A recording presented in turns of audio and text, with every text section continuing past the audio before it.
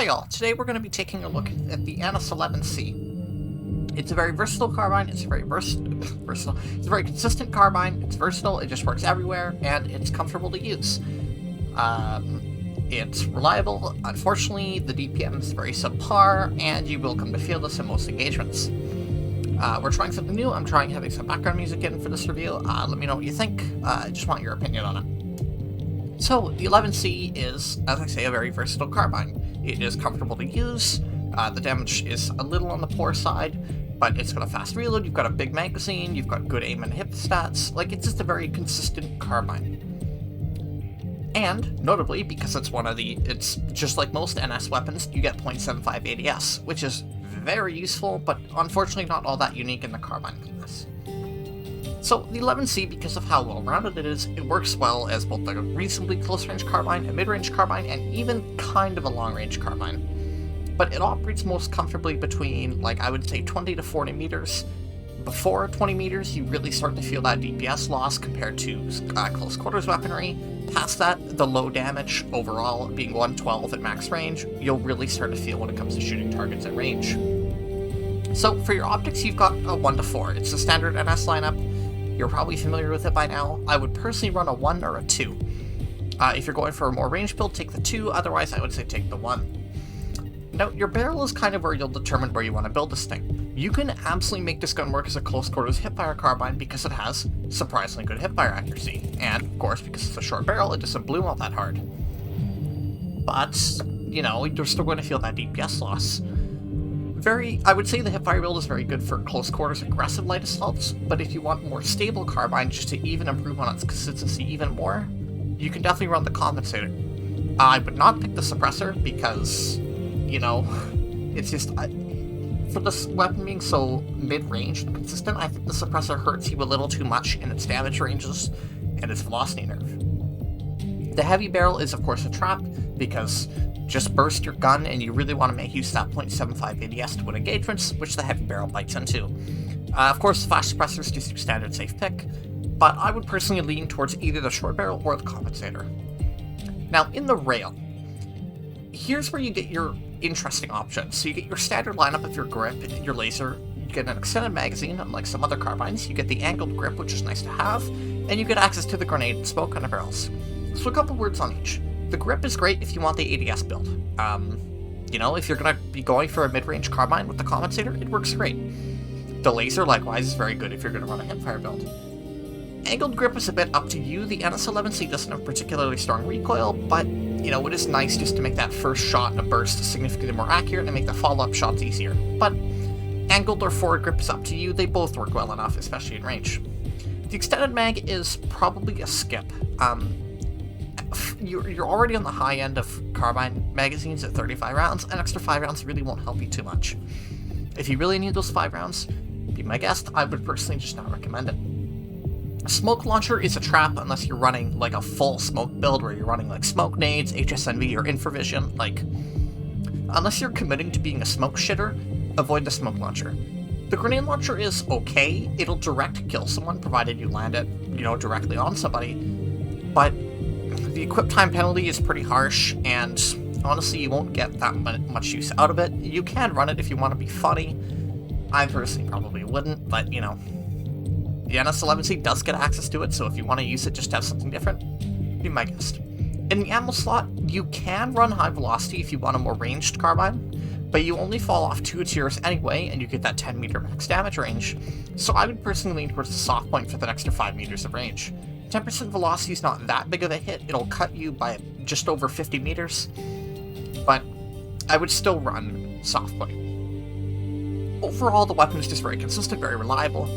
Obviously, for hipfiring it has not such good, but it has good enough hipfire accuracy to be consistent in the close ranges when it comes to bursting heads, and its recoil pattern is reasonably comfortable to work well in the mid and long ranges. So, of course, into the live gameplay, it's going to be Waterson's Redemption, which is kind of unfortunate. It is 8:33 p.m. on Connery on a Wednesday, so, you know, let's jump into the live section of the video. What I really cannot hammer in with this gun enough is just how consistent it is. This gun, unfortunately, where it will let you down in the same ways every time, and it will benefit you in the same ways every time. You know, the recoil pattern is reasonably good, and it's reasonably tight. But, you know, that DPM loss is going to be felt pretty much everywhere, you know? Like, you can, like, it's good DPM, it's just kind of rough DPM, if that makes sense, you know? So, it's good, it's just, it'll let you down, and it'll help you in the exact same ways every time. Which, you know, I would personally argue is a good trait, because you can very easily work around this DPS disadvantage, and you can work this recoil advantage to your benefit, especially with .75 ADS. You can basically just laser people's heads in close range, provided you have the mechanical aim to do so. But unfortunately, you know, in that close range, anybody who's got stronger carbines when it comes to DPS, you know, you really do run the risk of them just lasering you. And that's, you know, that's just the way the NS-11C was designed. You know, it's an NS primary. It was inherently designed to be versatile and consistent. And in this regard, you know what? It does it excellently. Don't get me wrong, I don't think the 11C is strong enough on its own to be immediately worthy of a pickup. I would say it comfortably makes a 4th or 5th carbine in a carbine Araxium. Like, if you're going for your directive carbine, I think it works very well, so say your 4th or your 5th carbine Araxium. That said, I probably wouldn't use it outside of that role. If you're looking for a mid to long range carbine, you have better options in each faction. You have a Pulse RC. You have pretty much the entire NC carbine lineup, let's be real, and you have arguably the T5 AMC on TR. If you need a close quarters carbine, you know, you have plenty of those in your factions. You've got your Lynxes, you've got your Jaguars, you've got your Serpents, your VX6.7s, your Bandits, your GU7, like... Unfortunately, the 11C, it's so consistent and versatile, which is great. I mean, it works the exact same way every time, but unfortunately, carbines are a highly, highly competitive weapon class, where you already have fairly strong options in each defined role, that the 11C starts to feel a little outmatched no matter where you put it. Don't get me wrong, it is a very comfortable carbine, it's a very easy to use carbine. But unfortunately, you're just going to get consistently outmatched by people who know how to use their own carbine strengths. Now, fortunately, given the average player, you will probably still be able to come out on top. In fact, if you're on Emerald, even more so, because let's face it, the average Emerald player is cunning yikes. So, a lot of how the 11C is going to perform is how well you're able to use its effectiveness, its effective traits of being extremely versatile, but unfortunately you're probably still just going to get outplayed and outpositioned by people with stronger carbines. It definitely is a sweet spot of about 20 to 30 meters, but even then, people who have just better carbines will tend to outgun you. Now, of course, it's important to note that Planicide isn't a vacuum. Obviously, you can make this gun work very excellently, you can beat out people who are already hurt, because, you know, you're not always in a raw 1v1, you know, the game isn't a vacuum, and it's important to consider that. That's a massive drop-off. But I would say that on the whole, the 11C does feel a little, just kind of... It does feel a little bit out of its element, no matter where you put it. Sure, it works everywhere, but it doesn't really feel like it's truly specialized anywhere, and in that regard, you know, it is kind of hard to recommend it outside of just, it's a decent enough carbine that will work fine for your directive. And that's not inherently a bad thing. I mean, it means... Why did I just get a tell for this from this person? Interesting. You know, it's not a bad carbine, it's just, you know, it's just kind of underwhelming. You know, what you see is what you get, you know, you can probably take one look at the stats and the fact that it's an NS weapon, and you can probably figure out pretty well what it's going to play like. And, you know, unfortunately, that's all it really is. It is an NS carbine. It feels exactly like how you'd expect an NS carbine to feel. And, you know, for better or worse, that does really kind of affect the weapon. Obviously, like all NS weapons, it's going to work everywhere no matter what situation you put it in, and you get .75 ADS. Unfortunately, like all NS weapons, or most NS weapons anyway, it suffers from damage problems. And its main strong advantage is, you know, its consistency. Which is nice, a trait to have, but you'll still get outdone. And that's really the problem with this gun. It's consistent, it just gets outdone. It gets outperformed. That said, I do think it's a good Araxium. And I know I'm repeating myself, but that really is the 11C for you. I mean, yes, it's consistent, it just kind of gets outperformed. This is the truth of how this gun is, you know? Not every gun is going to be a winner. Don't get me wrong, I've enjoyed my two 11C Araxiums, but most of the time you're better off with a more defined, specialized carbine in your hands, or even you could argue that there are better all-rounders available elsewhere. So, you know, it's not bad, it's just kind of alright, you know? It just works everywhere. And that's an orbital strike. That is bad. That's very bad for my life, in fact. I will continue to run away. But that's really all I have to say on the 11C. You know, it's consistent, it works, and unfortunately, it's a little too unspecialized. Now, for some quick bits on, you know, not so planet-side, not so 11C related stuff, you have probably noticed that I've been having background music on the whole time, as I've said. I'm pretty sure this will avoid DMC, but if I eat DMC, it's gonna suck, so I'm gonna have to remake this entire video. So if you're seeing this, I'm not eating DMCA, thank God. So, I want to know your opinions on having this kind of more chill background music. When I play games, I personally always have some kind of music playing, and that's just my personal, you know, that's just personally how I like to play games. But, you know, I feel like there are times in videos where, you know, you can just kind of have dead space, given that, you know, I'm shooting the whole thing live. So, let me know how you feel about this. Obviously, if people like it, I can continue doing it. I have quite a few songs that work. And if you don't, it'll just be a one-time thing. And, you know, just let me know. Let me know. And because this is the last gun in this batch, as some of you have may have noticed, that means we've got the next batch coming up in the next 5 days. So, the weapons for that batch, I just stuck on approximately. How did that not detonate on me earlier? I thought it was standing pretty much right on top of it. So, the next batch will be... I'm trying to refresh myself. Hold up, let me go find my list. I'm kind of no brain right now.